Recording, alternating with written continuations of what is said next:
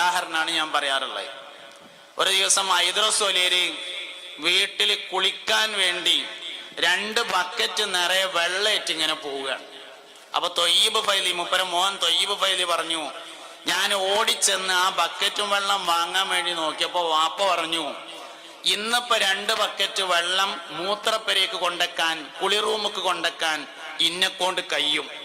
എനിക്ക് വയ്യാത്തൊരു കാലഘട്ടം വരുമ്പോ നിങ്ങളൊക്കെ തന്നെ നോക്കേണ്ടത്, അപ്പ ചെയ്താ മതി, ഇന്ന് ഞാൻ കൊണ്ടുപോയിക്കോളാം.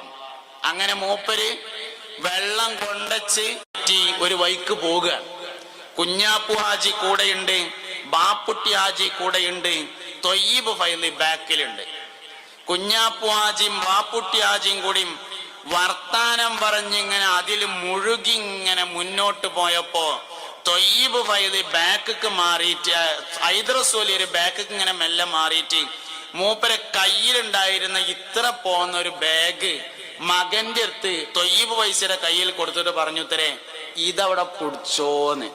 കക്കൂസിക്ക് കുളിറൂമുക്ക് പോകുമ്പോ 2 ബക്കറ്റ് നിറയെ വെള്ളം കനല്ലാന്നും ഇത്ര പോന്നൊരു ബാഗ് കനേറിയെന്നും അല്ല, വാപ്പാന്റെ ബാഗ് ആൾക്കാരിടയിൽ വെച്ചിട്ട് മകനാണ് പിടിക്കേണ്ടത് എന്ന് പഠിപ്പിക്കുകയായിരുന്നു ചെയ്തത്. ഈ വിദ്യാഭ്യാസത്തെയാണ് കാര്യബോധം എന്ന് പറയുന്നത്. ഇതൊരു മനുഷ്യനുണ്ടായാലേ ജീവിതത്തിൽ ബർക്കത്തുണ്ടാവുള്ളൂ. കാര്യബോധം ഉണ്ടാവണം. കാര്യബോധത്തെയാണ് ഹാലി എന്ന് പറയുന്നത്, അവസ്ഥ എന്ന് പറയുന്നത്. അബൂജഹൽ ലഅനത്തുല്ലാഹി അലൈഹി വിവരമില്ലാതിരുന്നതല്ല പ്രശ്നം, കാര്യബോധം ഉണ്ടായില്ല എന്നുള്ളതാണ് പ്രശ്നം. അബൂജഹൽ വിവരമില്ലാത്തവനൊന്നല്ല, ഓന്റെ ഒറിജിനൽ പേര് അബുൽ ഹക്കം എന്നാണ്. ഒറിജിനൽ പേര് അബുൽ ഹക്കം എന്നാണ്. വിവരമുള്ളവൻ തന്നെ.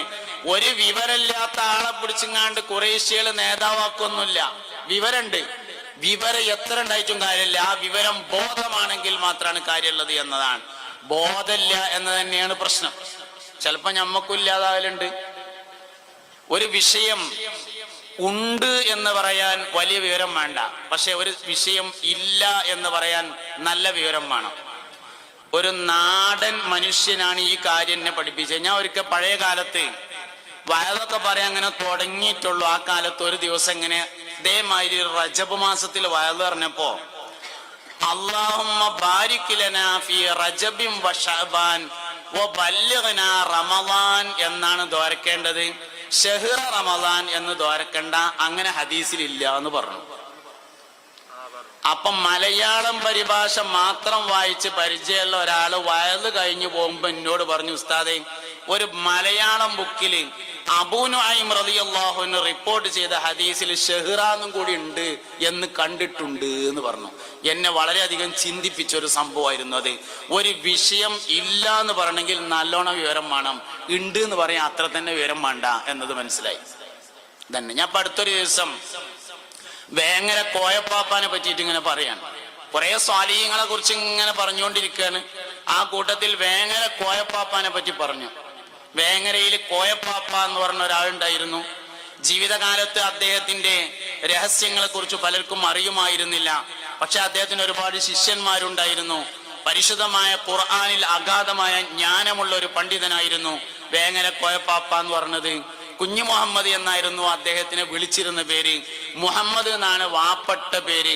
മൂപ്പര വാപ്പാന്റെ പേരും മുഹമ്മദാണ്, വല്ലിപ്പാന്റെ പേരും മുഹമ്മദാണ്. മുഹമ്മദിന്റെ മകൻ മുഹമ്മദാണ് വേങ്ങര കോയപ്പാപ്പ എന്ന് പറഞ്ഞിട്ട് ഒരു കാര്യം പറഞ്ഞു. കഴിഞ്ഞ റബീഉൽ അവ്വലിൽ മുസ്തഫ നബി സല്ലല്ലാഹു അലൈഹി വസല്ലം തങ്ങളുടെ മദ്ഹുകൾ ഇങ്ങനെ പറഞ്ഞുകൊണ്ടിരിക്കുന്ന കൂട്ടത്തിൽ വേങ്ങര കോയപ്പാപ്പാക്ക് ഒരു പരിപാടി ഉണ്ടായിരുന്നു. എന്നും കാക്കകൾക്ക് ഭക്ഷണം കൊടുക്കും. കുറെ അരിയൊക്കെ വാങ്ങി ഗോതമ്പൊക്കെ വാങ്ങിയിട്ട് കാക്കകൾക്ക് കൊടുക്കും. അപ്പൊ മൂപ്പര ജീവിതകാലത്ത് മൂപ്പരൊന്ന് ഭക്ഷണം കിട്ടാൻ വേണ്ടി ധാരാളം കാക്കകള് വേങ്ങരയിൽ വരൽ പതിവുണ്ടായിരുന്നു. ഒരുപാട് കാക്കകൾ വരും. കാരണം ഇഷ്ടം പോലെ ഭക്ഷണം ഇങ്ങനെ വിതരണം ചെയ്യും. അപ്പൊ മഹാനവർഗോട് ഒരു ദിവസം എന്തിനാ നിങ്ങൾ ഈ കാക്കകൾക്ക് ഭക്ഷണം കൊടുക്കണെന്ന് ചോദിച്ചപ്പോ അദ്ദേഹം പറഞ്ഞു, എത്രേ, കാക്കകൾ 1000 കൊല്ലത്തിലധികം ജീവിക്കുമെന്നാണ്.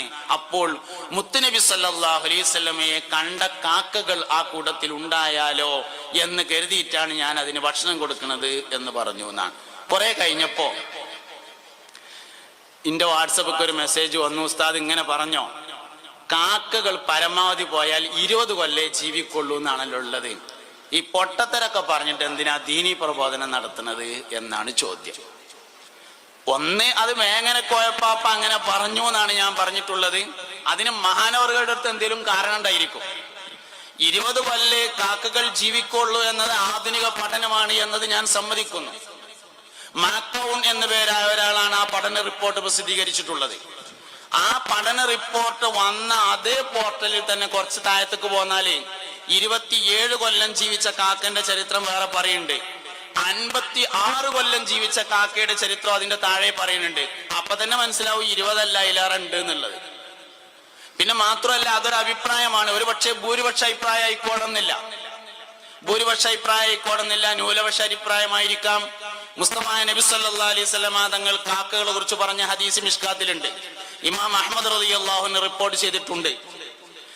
ആരെങ്കിലും ഒരാൾ നോമ്പനുഷ്ഠിച്ചാൽ, മൻ സാമ യൗമൻ, ആരെങ്കിലും ഒരാൾ നോമ്പനുഷ്ഠിച്ചാൽ ബഅദല്ലാഹു ബൈനഹു വബൈന ജഹന്നമ കഖുറാബിൻ തായിർ എന്ന് പറഞ്ഞിട്ടുണ്ട്. പറക്കുന്ന കാക്കയേക്കാൾ അള്ളാഹു ജഹന്നമിനെയും അവന്റെയും ഇടയിൽ വിദൂരത്താക്കും ഒരാൾ ഒരു ദിവസം നോമ്പ് നോറ്റാൽ എന്ന് ഇമാം അഹ്മദ് റളിയല്ലാഹു അൻഹു റിപ്പോർട്ട് ചെയ്ത ആ ഹദീസ് മിഷ്കാത്തിൽ ഉദ്ധരിച്ചിട്ട് അതിന്റെ ഷറഹിൽ മിർഖാത്തിൽ പറയുന്നുണ്ട് കാക്കകളിൽ ചിലത് 1000 കൊല്ലം ജീവിക്കും എന്ന അഭിപ്രായമുണ്ട് എന്ന്. ഇതേ അഭിപ്രായം തന്നെ ഹയാത്തുൽ ഹയവാനിലുണ്ട്. അതേ അഭിപ്രായം തന്നെ അജായിബുൽ മഖ്ലൂഖാത്തിലുണ്ട്. ഈ ആളുകളൊക്കെ പറഞ്ഞതിനേക്കാൾ പ്രധാനപ്പെട്ടത് മാക്കൗൺ പറഞ്ഞ അഭിപ്രായമാണ് എങ്കിൽ അതിന് അംഗീകരിക്കാവുന്നതാണ്. അല്ലെങ്കിൽ ഇങ്ങനെയും ഉണ്ടാകാം എന്ന സാധ്യതയെങ്കിലും അംഗീകരിക്കേണ്ടതുണ്ട്. ആ സാധ്യതയെ കോയപ്പാപ്പ് പറഞ്ഞിട്ടുള്ളൂ. കോയപ്പാപ്പ് ഉറപ്പിച്ചു പറഞ്ഞിട്ടൊന്നുമില്ല. കാക്കകളിൽ ചിലത് 1000 കൊല്ലം ജീവിക്കാമെന്ന് പറയുന്നുണ്ട്. ഒരുപക്ഷെ മുസ്തഫ നബി സല്ലല്ലാഹു അലൈഹി വസല്ലം തങ്ങളെ കണ്ട കാക്കകൾ ഇതിൽ ഉണ്ടായിരിക്കാം എന്നതാണ് ഞാൻ ഇവകൾക്ക് ഇങ്ങനെ ഭക്ഷണം കൊടുക്കുന്നതിന്റെ കാരണം എന്നേ അദ്ദേഹം പറഞ്ഞിട്ടുള്ളൂ. എന്നോട് ചോദിച്ചാലോട് ഞാൻ പറഞ്ഞ മറുപടി ഇതൊന്നല്ല. കാക്ക എത്ര കാലം ജീവിച്ചാലും യുക്തിവാദം ശരിയാണെന്ന് അതുകൊണ്ട് വരൂല. യുക്തിവാദം ശരിയാണെന്ന് പറയുമ്പോ കാക്ക ജീവിച്ചാന്ന് തന്നെ വെക്കുക. എന്നാലും യുക്തിവാദം ശരിയാണെന്ന് ഒരിക്കലും അതുകൊണ്ട് വരൂലല്ലോ. ഞാനിതെന്താ പറയണെന്ന് വെച്ചാല്, ഓരോ വിഷയങ്ങളെ കുറിച്ചുമുള്ള കാര്യബോധം ഉണ്ടാകുമ്പോൾ ജീവിതത്തിൽ ബർക്കത്തുണ്ടാവുമെന്നാണ്. അത് എനിക്കുമാണ്, നിങ്ങൾക്കുമാണ്, എല്ലാവർക്കുമാണ്. എല്ലാ മനുഷ്യനും ഉണ്ടായിരിക്കേണ്ട വളരെ പ്രധാനപ്പെട്ട ഒരു കാര്യമാണ്. റജബിലെ ബറക്കത്ത്, ഷഅബാനിലെ ബറക്കത്ത്, റമളാനിലെ ബറക്കത്ത്. 3 മാസം ബറക്കത്തിൻ്റെതായ എണ്ണിയിട്ടുണ്ട്. റജബിലെ ബറക്കത്ത് എന്ന് പറയുന്നത് അബൂദാവൂദിന്റെ ഷറഹിൽ കാണും. അല്ലാഹു റബ്ബുൽ ഇസ്സത്തിനെ മനസ്സിലാക്കലാണ് റജബിലെ ബറക്കത്ത് എന്ന്. ഷഅബാനിലെ ബറക്കത്ത് മുസ്തഫായ നബി സല്ലല്ലാഹു അലൈഹി വസല്ലമ തങ്ങളെ മനസ്സിലാക്കലാകുന്നു.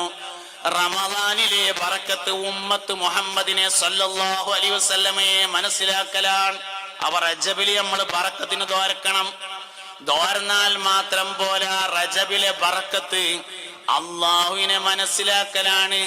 ഈ പ്രപഞ്ചത്തിലെ എല്ലാ വസ്തുക്കളെ കുറിച്ച് ചിന്തിച്ചാലും അള്ളാഹുവിലേക്ക് എത്തിച്ചേരാൻ കഴിയുമെന്നാണ്. അള്ളാഹുവിനെ കുറിച്ചുള്ള ചിന്തകൾക്കാണ് ദിക്ർ എന്ന് പറയാം. വഅദ് യഥാർത്ഥത്തിൽ ദിക്റിനുള്ളതാണ്. ദിക്റുകൾ 4 തരത്തിലുണ്ടെന്നാണ്. ദിക്ർ ചൊല്ലലുണ്ട്, ദിക്ർ ചെയ്യലുണ്ട്, ദിക്ർ പറയലുണ്ട്, ദിക്ർ ചിന്തിക്കലുണ്ട്. 4 തരം ദിക്റുണ്ട്.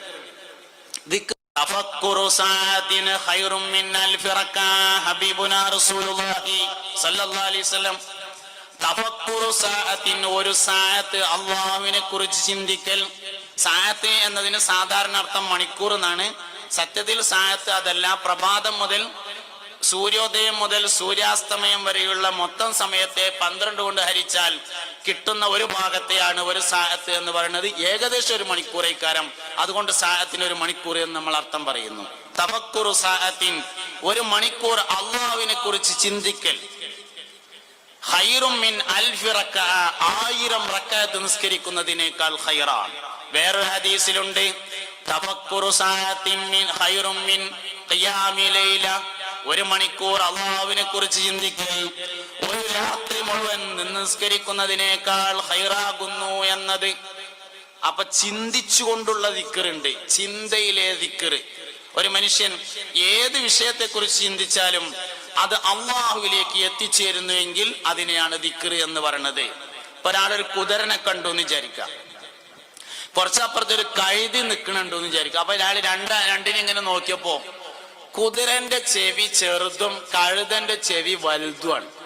അപ്പൊ അയാൾ ഇങ്ങനെ ആലോചിച്ചപ്പോ രണ്ടും ഒരേമായിട്ട് ജീവികളാണ്, രണ്ടും ഓടാൻ പറ്റും, രണ്ടിന്റെയും പുറത്ത് കയറാൻ പറ്റും, രണ്ടും ഭാരം ചുമക്കാൻ പറ്റും, പിന്നെ എന്തായിരിക്കും ഒന്നിന്റെ ചെവി ചെറുതും മറ്റൊന്നിന്റെ ചെവി വലുതും എന്നെങ്ങനെ ആലോചിച്ചു. അപ്പൊ അയാൾക്ക് മനസ്സിലായി ചെറിയ ചെവിയുള്ള കുതിരക്ക് കാര്യങ്ങൾ വേഗം പറഞ്ഞാൽ മനസ്സിലാവും. ഇപ്പൊ ഞാനിങ്ങനെ സംസാരിക്കുമ്പോ എന്റെ സംസാരത്തെ ഈ മൈക്രോഫോൺ പിടിച്ചെടുത്ത് അതിങ്ങനെ ആംപ്ലിഫയറിൽ കൊണ്ടുപോയിട്ട് ഈ ബോക്സിൽ കൂടി ഇങ്ങനെ വിടുമ്പോ വായുവിൽ ഒരു കമ്പനം ഉണ്ടാകും. ഈ കമ്പനം നമ്മുടെ ചെവിക്കകത്തുള്ള ടിമ്പാനം എന്ന് പറയുന്ന ഒരു സാധനത്തിൽ പോയി തട്ടുമ്പോൾ ഉണ്ടാകുന്ന വൈബ്രേഷൻ തലച്ചോറിലേക്ക് കൊടുക്കുകയും അത് കേൾവിയായി അനുഭവപ്പെടുകയുമാണ് ചെയ്യുന്നത്. കുതിരക്ക് കാര്യം വേഗം മനസ്സിലായതിനാല് കുറഞ്ഞ കാറ്റ് കടന്നാൽ മതി, അതുകൊണ്ട് കുതിരക്ക് ചെറിയ ചെവിയാണ്.